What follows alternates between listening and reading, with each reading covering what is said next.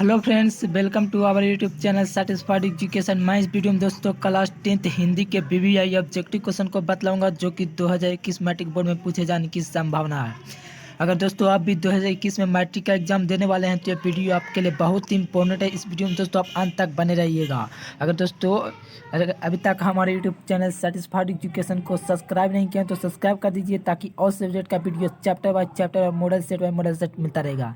ठीक है दोस्तों, तो फर्स्ट क्वेश्चन कह रहा है कि भारतीय संविधान के निर्माता के रूप में हमें किन्हें जानते हैं। जहाँ दोस्तों भारतीय संविधान के निर्माता के रूप में हम किन्हें जानते हैं, तो आई होप सभी लोग जानते होंगे। तो ये भीमराव अंबेडकर को मानते हैं दोस्तों। ठीक है, यानी कि ऑप्शन नंबर ए दोस्तों बी दोस्तों फाइनली सही answer. Option number B is the correct answer दोस्तों। भारतीय संविधान के निर्माता के रूप में हम किन्हें जानते हैं, तो भीमराव अंबेडकर को। ठीक है, याद रखिएगा और चैनल को सब्सक्राइब कर दीजिए ताकि और सब्जेक्ट का वीडियो आपको मिलता रहेगा। चलिए नेक्स्ट क्वेश्चन सेकंड नंबर बोल रहा है कि बींस के दांत कैसी कहानी है। जहाँ बात दोस्तों बतला सकते हैं बींस की दांत कहानी कैसी है, तो मनोवैज्ञानिक है। ठीक है दोस्तों, ऑप्शन नंबर ए दोस्तों फाइनली सही आंसर है। यह एक मनोवैज्ञानिक कहानी है। ठीक है, बींस का दांत। चलिए 3 नंबर क्वेश्चन का है कि मदन के पिता का नाम क्या था। जहाँ दोस्तों बतला सकते हो 4 ऑप्शन दिया गया। मदन के पिता का नाम क्या था, तो यह गिरधालाल था दोस्तों। ठीक है, ऑप्शन नंबर सी दोस्तों फाइनली सही आंसर है। गिरधालाल मदन के पिता का नाम था। ठीक है, तो याद रखिएगा। चलिए 4 नंबर का क्वेश्चन का है कि वारेन हेस्टिंग्स कहाँ का था, तो कहाँ का गवर्नर जनरल था दोस्तों, तो भारत का था। ठीक है, यानी कि ऑप्शन नंबर बी दोस्तों फाइनली सही आंसर है। भारत का गवर्नर जनरल वारेन हेस्टिंग। ठीक है, तो चलिए 5 नंबर क्वेश्चन का रहा है कि पहले के मनुष्य नाखून क्यों बढ़ाते थे। जी हाँ दोस्तों बतला सकते हो 4 ऑप्शन दिया गया है। तो पहले के दोस्तों नाखून, पहले का मनुष्य जो दोस्तों नाखून इसलिए बढ़ाते थे क्योंकि उनकी रक्षा हो सके। ठीक है दोस्तों, ऑप्शन नंबर यहाँ पर दोस्तों करेक्टली सही आंसर है। ठीक है, वो अपनी रक्षा के लिए अपने नाखून को बढ़ाया करते थे। ठीक है, याद रखिएगा, बहुत इंपॉर्टेंट क्वेश्चन है। 6 नंबर क्वेश्चन कर रहा है कि अशोक के फूल किनकी रचना है। जी हाँ दोस्तों बतला सकते हो 4 ऑप्शन दिया गया। तो अशोक के फूल किनकी रचना है दोस्तों, तो यह हजारी प्रसाद द्विवेदी के। ठीक है, ऑप्शन नंबर सी दोस्तों फाइनली सही आंसर है। हजारी प्रसाद द्विवेदी।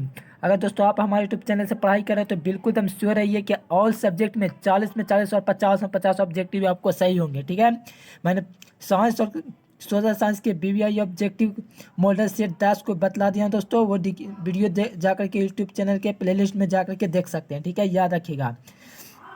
चलिए 7 नंबर क्वेश्चन कह रहा है कि नागरी लिपि की आरंभिक लेख कहाँ से मिले। जहाँ दोस्तों नागरी लिपि के तो आरंभिक के लेख थे वो दक्षिण भारत में मिला था दोस्तों। ऑप्शन नंबर सी दोस्तों सही करेक्टली सही आंसर है। ठीक है, याद रखिएगा। और यूट्यूब चैनल के प्लेलिस्ट में जाकर के अध्ययन कर सकते हैं। सोशल साइंस का मैंने 10 सेट बना दिया है दोस्तों, तो वहाँ पर जाकर के आप अध्ययन कर सकते हो। चलिए 8 नंबर क्वेश्चन का रहा है कि नाखून किस नागरी लिपि किस विद्या की रचना है। ध्यान तो बतला सकते हो नागरी लिपि किस विद्या की रचना है, बहुत इंपॉर्टेंट क्वेश्चन है। तो नागरी लिपि दोस्तों हमारा क्या है, तो यह निबंध है, एक प्रकार का एक निबंध है दोस्तों। ऑप्शन नंबर बी दोस्तों करेक्टली और फाइनली सही आंसर है निबंध। याद रखिएगा, नागरी लिपि कैसी रचना है दोस्तों, निबंध। ठीक है, बहुत इंपॉर्टेंट क्वेश्चन। चलिए 9 नंबर का रहा है कि बहादुर स्वभावता कैसा था। जहाँ दोस्तों बतला सकते हो बहादुर स्वभावता कैसा था, तो यह हंसमुख और मेहनती था दोस्तों। ऑप्शन नंबर दोस्तों करेक्टली सही आंसर है। वह बहादुर था दोस्तों, वह हंसमुख व मेहनती था। वह नेपाल से दोस्तों भाग कर आया था। ठीक है, नेपाल से भाग कर आया था माँ के डांट फटकार के कारण। खूब पीटे उनकी माँ ने। ठीक है दोस्तों, इसलिए वहाँ से वो भाग गया कुछ पैसे लेकर। चलिए 10 नंबर क्वेश्चन का रहा है कि रामविलास शर्मा का जन्म कब हुआ था दोस्तों। जी हाँ दोस्तों बतला सकते हो रामविलास शर्मा का जन्म कब हुआ था, 10 अक्टूबर को हुआ था दोस्तों। ठीक है, याद रखिएगा 10 अक्टूबर 1912 ईस्वी को हुआ था दोस्तों। देखिए कौन ऑप्शन में है, तो मेरा ऑप्शन नंबर सी में दोस्तों 10 अक्टूबर 1912 ईस्वी। ठीक है दोस्तों, ऑप्शन नंबर सी दोस्तों फाइनली सही आंसर है 1912 ईस्वी 10 अक्टूबर। चलिए 11 नंबर क्वेश्चन का है कि जीत जीत में मैं निरखत हूँ किनकी रचना है। तो जीत जीत में मैं निरखत हूँ दोस्तों, यह बिरजू महाराज की रचना है। यानी कि ऑप्शन नंबर बी दोस्तों फाइनली सही आंसर है। जीत जीत में किनकी रचना है, तो बिरजू महाराज की है। चलिए 12 नंबर क्वेश्चन का रहा है कि लॉस शत्रुज क्या है। जी हाँ दोस्तों बतला सकते हो लॉस शत्रुज क्या है, तो यह मेरा ईसाई मैट है। ऑप्शन नंबर सी दोस्तों करेक्टली सही आंसर है ईसाई मैट। लॉस शत्रुज क्या है, तो ईसाई मैट है। चलिए 13 नंबर क्वेश्चन का रहा है कि घर में घुसो तो साले के हाथ पैर तोड़कर बाहर फेंक देना, ऐसा किसने कहा था। जी हाँ दोस्तों, यह बहादुर कहानी में कहा गया था। किसके द्वारा कहा गया था दोस्तों, तो यह पिताजी के द्वारा कहा गया था। घर में घुसो तो साले की हाथ पैर तोड़कर बाहर फेंक देना। ठीक है दोस्तों, बहुत इंपॉर्टेंट क्वेश्चन है। चलिए 14 नंबर क्वेश्चन कह रहा है कि गांधी जी की पत्नी का नाम क्या था। जी हाँ दोस्तों, गांधी जी की पत्नी का नाम क्या था, तो यह कस्तूरबा था दोस्तों। ऑप्शन नंबर दोस्तों करेक्टली सही आंसर है। और बता दो दोस्तों, एकदम इसी तरह का आसान पैटर्न रहेगा दोस्तों 2021 मैट्रिक एग्जाम में, एकदम बिल्कुल क्वेश्चन लगेगा दोस्तों, एकदम बिल्कुल पढ़ाया था, बिल्कुल एकदम इसी से आएगा। चलिए 15 नंबर क्वेश्चन कह रहा है कि बिस्मिल्लाह खां को बालाजी मंदिर में शहनाई बजाने पर कितनी मेहनताना मिलती थी। जी हाँ दोस्तों, कितना रुपया मिलता था, तो 8 अन्ना मिलता था। ठीक है दोस्तों, कितना अन्ना मिलता था, तो 8 अन्ना, यानी कि ऑप्शन नंबर बी दोस्तों फाइनली सही आंसर है 8 अन्ना, याद रखिएगा।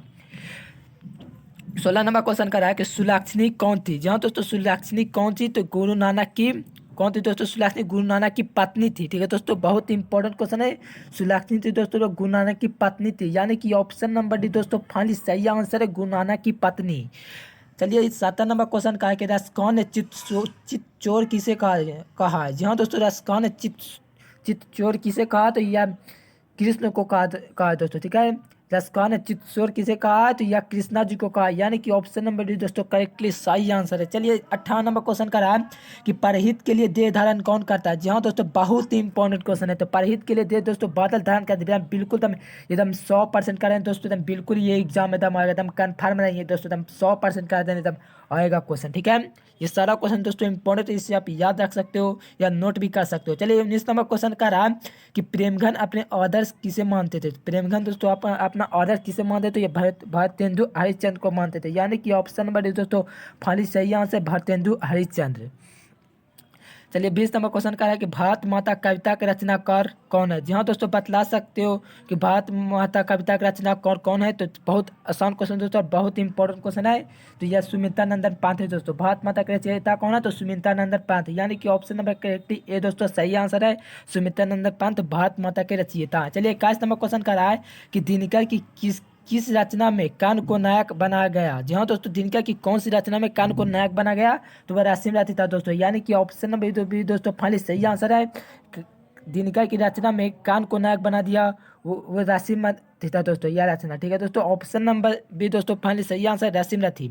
चलिए 22 नंबर क्वेश्चन का है कि खाकी वर्दी में हमेशा चौकन्ना रहता है दोस्तों, तो यह वृक्ष रहता है खाकी वर्दी में हमेशा चौकन्ना। ठीक है दोस्तों, ऑप्शन नंबर सी दोस्तों करेक्टली सही आंसर है।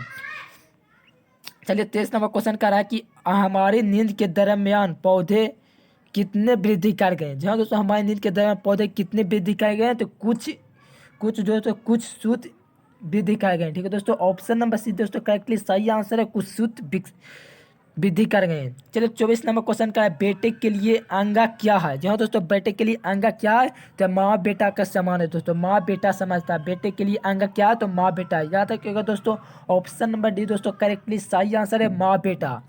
25 नंबर क्वेश्चन का है कि लौट कर आऊँगा फिर। ठीक है, लौट कर आऊँगा फिर कविता के हिंदी में रूपांतरण किसने किया था दोस्तों, तो हिंदी में दोस्तों प्रयाग शुक्ल ने इसका रूपांतरण किया था, लौट कर आऊँगा फिर। ठीक है दोस्तों, इसके लेखक कौन है, तो जीवनानंद दास है। ठीक है, तो इसका हिंदी में रूपांतरण किसने किया था दोस्तों, लौट कर आऊँगा का, तो प्रयाग शुक्ल ने, याद रखिएगा दोस्तों, बहुत इंपॉर्टेंट क्वेश्चन है। चलिए 26 नंबर क्वेश्चन का है कि मेरे बिना तुम प्रभु कविता किनके द्वारा हिंदी में रूपांतरित है। जाओ दोस्तों, मेरे बिना तुम प्रभु किसके द्वारा हिंदी में रूपांतरित दोस्तों, तो धर्मवीर भारती है दोस्तों, ऑप्शन नंबर सी दोस्तों करेक्टली सही आंसर है, धर्मवीर भारती किसके द्वारा हिंदी में रूपांतरित किया गया है दोस्तों, तो मेरे बिना तुम प्रभु, याद रखिएगा दोस्तों, मेरे बिना तुम प्रभु को हिंदी में किसने रूपांतरण किया, तो धर्मवीर भारती, याद रखिएगा। चलिए 27 नंबर क्वेश्चन का रहा है कि रेरन मारिया रिल्के किस भाषा के कवि है। जी हाँ दोस्तों, रेरन मारिया रिल्के का जन्म 1875 ईस्वी में हुआ था, लेकिन इनकी भाषा क्या थी दोस्तों, तो ये जर्मन के थे, तो इनकी भाषा जर्मनी थी। ठीक है दोस्तों, जर्मन के थे, यानी जर्मनी भाषा। चलिए दोस्तों नेक्स्ट वन क्वेश्चन 28 नंबर का रहा है कि मंगम्मा क्या बेचती थी। जहाँ दोस्तों बतला सकते हो मंगम्मा क्या बेचती थी, तो दही बेचती थी। ठीक है दोस्तों, ऑप्शन नंबर बी दोस्तों फाइनली सही आंसर है, दही बेचती थी मंगम्मा। 29 नंबर क्वेश्चन का है कि घर में मंगम्मा की किससे नहीं बनती थी। जहाँ दोस्तों घर में मंगम्मा की किससे नहीं बनती थी, या बहू से नहीं बनती दोस्तों, उन दोनों में लड़ाई होते रहता था दोस्तों। ठीक है, तनाव झुकाव होते रहता है, यानी कि ऑप्शन नंबर भी दोस्तों फाइनली सही आंसर है, घर में मंगम्मा किससे नहीं बनती थी, तो बहू से नहीं बनती थी। चलिए बहुत इंपॉर्टेंट क्वेश्चन था। चलिए 30 नंबर क्वेश्चन भी बहुत इंपॉर्टेंट निकाल, लक्ष्मण कौन था। जहाँ दोस्तों बतला सकते हो, लक्ष्मण कलकत्ता में नौकरी करता था, तो उनके पति का नाम क्या था दोस्तों, तो लक्ष्मी था। तो यहाँ पे दोस्तों कौन है जो लक्ष्मण कौन था दोस्तों, तो लक्ष्मण लक्ष्मी की पाती थी, यानी कि ऑप्शन नंबर दोस्तों फाइनली सही आंसर लक्ष्मी की पाती, लक्ष्मण था। ठीक है दोस्तों, बहुत इंपॉर्टेंट क्वेश्चन है। चलिए 31 नंबर क्वेश्चन का रहा है कि मांगू कैसी लड़की थी। हाँ दोस्तों, मांगू कैसी लड़की थी तो पागल और गूंगी लड़की थी दोस्तों। ऑप्शन नंबर है दोस्तों करेक्टली सही आंसर है मंगम्मा कैसी लड़की थी तो पागल और गूंगी लड़की थी। चलिए 32 नंबर क्वेश्चन का है कि नागा कहानी के कथाकार कौन है। जी हाँ दोस्तों, नागा कहानी के कथाकार कौन है तो ये दोस्तों सुजाता है। ठीक है, देखिए कौन ऑप्शन में दिया गया है तो ऑप्शन नंबर बी में दिया गया है दोस्तों सुजाता। ठीक है, ऑप्शन नंबर बी दोस्तों फाइनली सही आंसर हो जाएगा सुजाता है। नागा कहानी के कथाकार कौन है तो सुजाता। चलिए 33 नंबर क्वेश्चन करेंगे, बारे डॉक्टर के अनुसार पंपातु को क्या बीमारी थी। हाँ दोस्तों, बाय डॉक्टर के अनुसार पंपाति को क्या बीमारी थी तो यह मेनिनजाइटिस था दोस्तों, यानी कि ऑप्शन नंबर बी दोस्तों फाइनली सही आंसर है मेनिनजाइटिस। ठीक है, option number B is the correct answer दोस्तों। बाय डॉक्टर के अनुसार पंपाति को कैसा रोग था दोस्तों तो मेनिनजाइटिस था। ठीक है, याद रखिएगा। चलिए 34 नंबर क्वेश्चन कह रहा है कि धरती कब तक घूमेगी कहानीकार किस लेखक के द्वारा अनुदित है दोस्तों। जी हाँ दोस्तों, धरती कब तक घूमेगी, ठीक है दोस्तों, किस कहानी के द्वारा दोस्तों लेखक द्वारा अनुदित है तो यह साबर दहिया के द्वारा लिखा गया है। ठीक है दोस्तों, साबर दहिया के द्वारा अनुदित है। बहुत इंपॉर्टेंट क्वेश्चन दोस्तों, ये सारे क्वेश्चन को याद रखिए एकदम बिल्कुल एग्जाम में इसी तरह का क्वेश्चन है दोस्तों। हम 100% कर रहे हैं, हम वादा कर रहे हैं दोस्तों कि 100% हम इसी तरह का क्वेश्चन एकदम इसी से आएगा बहुत क्वेश्चन दोस्तों। बस आते आप 10 मॉडल सेट पर एकदम बिल्कुल एकदम 50 से 50 करके आएगा दोस्तों, हम 100% करेंगे, एक बार यकीन तो कीजिए। चलिए 35 नंबर क्वेश्चन का है कि साबर दहिया किस भाषा के कहानीकार। जी हाँ दोस्तों, साबर दहिया किस भाषा के कहानीकार दोस्तों तो यह राजस्थानी है, यानी कि ऑप्शन नंबर सी दोस्तों करेक्टली सही आंसर साबर दहिया किस भाषा की कहानीकार है तो यह राजस्थानी थे दोस्तों। ठीक है, साबर दहिया। चलिए 36 नंबर क्वेश्चन का है कि विशाल का उच्चारण स्थान है तो दोस्तों विशाल का उच्चारण स्थान क्या है तो यह कांड है दोस्तों। ऑप्शन नंबर डी दोस्तों फाइनली सही आंसर है का खा गा आंगा का खा गा है दोस्तों गा तक, तो ये सारे कांड से टकराते हैं। ठीक है, बहुत इंपॉर्टेंट क्वेश्चन याद रख सकते हो। चलिए 37 नंबर क्वेश्चन क्या है कि धूप बहुत काली है इस वाक्य में धूप कौन सी संख्या। जी हाँ दोस्तों, धूप कौन सी संख्या है तो पूछ रहा है धूप बहुत काली है इस वाक्य में धूप कौन सी संख्या। जी दोस्तों, ये भाववाचक संख्या को प्रकट कर रहा है। ठीक है, धूप बहुत काली है। ठीक है दोस्तों, ये भाववाचक को प्रकट कर रहा है। ठीक है दोस्तों, option number C correct answer हो जाएगा। ठीक है, याद रखिएगा, बहुत इंपॉर्टेंट क्वेश्चन था। 36 नंबर क्वेश्चन का है विशाख का उच्चारण स्थान क्या है। जहाँ दोस्तों बतला सकते हो।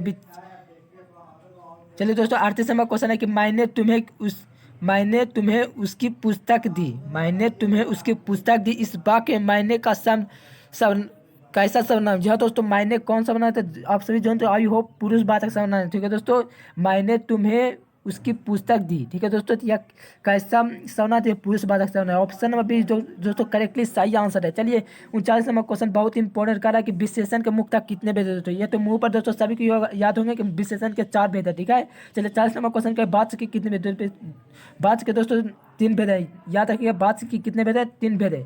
ठीक है, बहुत इंपॉर्टेंट क्वेश्चन। चलिए 41 नंबर क्वेश्चन क्या है कि वह मनुष्यों में सेठ इस बात के मनुष्य कौन सा खा रखा है। देखिए दोस्तों यहाँ पर मनुष्यों में तो अधिकारण में पर होता है दोस्तों, तो अधिकारण हो जाएगा दोस्तों। यहाँ पर कर्ता ने काम को पढ़े ना दोस्तों कारक, इसी तरह यहाँ पर मनुष्य में पूछ रहा है दोस्तों तो यह अधिकारण हो गया। ठीक है दोस्तों, अधिकारण ऑप्शन नंबर डी दोस्तों फाइनली सही आंसर है।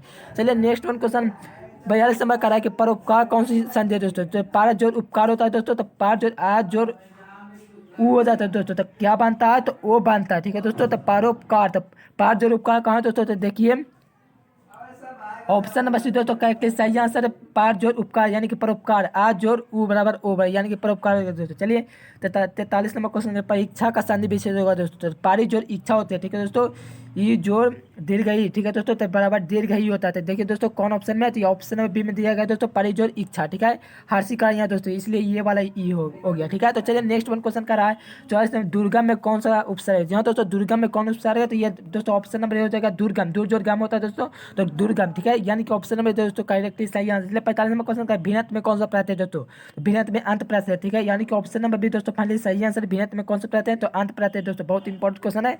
भिन्नत में कौन सा प्रत्यय तो अंत प्रत्यय। चलिए 46 नंबर क्वेश्चन करा है कि हाथों हाथ में कौन सा समाज है दोस्तों। जी यहाँ पर ध्यान दीजिए हाथों हाथ, जी हाँ दोस्तों हाथों हाथ दोस्तों अव्यय भाव समास है। अगर दिन रात बोलता है दोस्तों दिन रात तो ये कौन सा समास होता तो ऑप्शन बी अगर दोस्तों रहता हाथों तो अव्यय समास है। दिन रात रहता है तो द्वंद्व समास होता है दोस्तों, दोनों पद प्रधान हो। दिन रात रहता है दोस्तों तो कौन समास होता है? तो द्वंद्व समास होता है। यहाँ कौन सी बोला? हाथों हाथ अव्यय समास हो गया, कामों काम अव्यय समास हो गया, रातों रात अव्यय समास हो गया दोस्तों। एक ही जाति का बोध होगा, एक ही जाति का दोस्तों एक साथ रहेगा, समझिए क्यों अव्ययभाव समास। अगर दिन रात सोना पीना खाना पीना रोना ये सब रहेगा दोस्तों तो क्या हो जाएगा? द्वंद्व समास हो जाएगा। ठीक है, चलिए 47 नंबर क्वेश्चन का रहा है कि दासमुख में कौन सा समास है? जी हाँ दोस्तों, दासमुख में कौन सा समास है? तो बहुब्रीहि समास है दासमुख, यानी कि दशानन। ठीक है दोस्तों, यानी कि रावण। चलिए 48 नंबर क्वेश्चन का 3 तेरा होना मुहावरे का अर्थ है दोस्तों तो बिखार जाना। ठीक है, ऑप्शन में भी दोस्तों का एक सही आंसर है। 3 तेरा होना का अर्थ ही होता है बिखार जाना। चलिए 49 नंबर क्वेश्चन का लकीर का फकीर होना मुहावरे का अर्थ है तो परंपरावादी होना, यानी कि ऑप्शन में दोस्तों फाइनली सही आंसर है लकीर का फकीर होना, यानी कि परंपरावादी होना। चलिए 50 नंबर क्वेश्चन लास्ट क्वेश्चन तो आज का, चलिए कमेंट करके बतला सकते हो नीचे लिखे शब्द में कौन से शब्द शुद्ध है दोस्तों। यहाँ दोस्तों कौन सा शब्द शुद्ध है? तो कवित्री हो जाएगा दोस्तों, ऑप्शन नंबर 1 हमारा सही आंसर है कवित्री। ठीक है, option number A is the correct answer. ठीक है दोस्तों, चलिए दोस्तों वीडियो पसंद आए तो वीडियो को एक लाइक कर दीजिए और चैनल को सब्सक्राइब कर दीजिए और दोस्तों में शेयर कर दिया, शेयर करके दोस्तों को बता दीजिए कि वीडियो में आपको क्या सीखने को नया मिला है दोस्तों। और फिर मिलेंगे नेक्स्ट वीडियो में, तब तक के लिए bye bye, thanks for watching this video.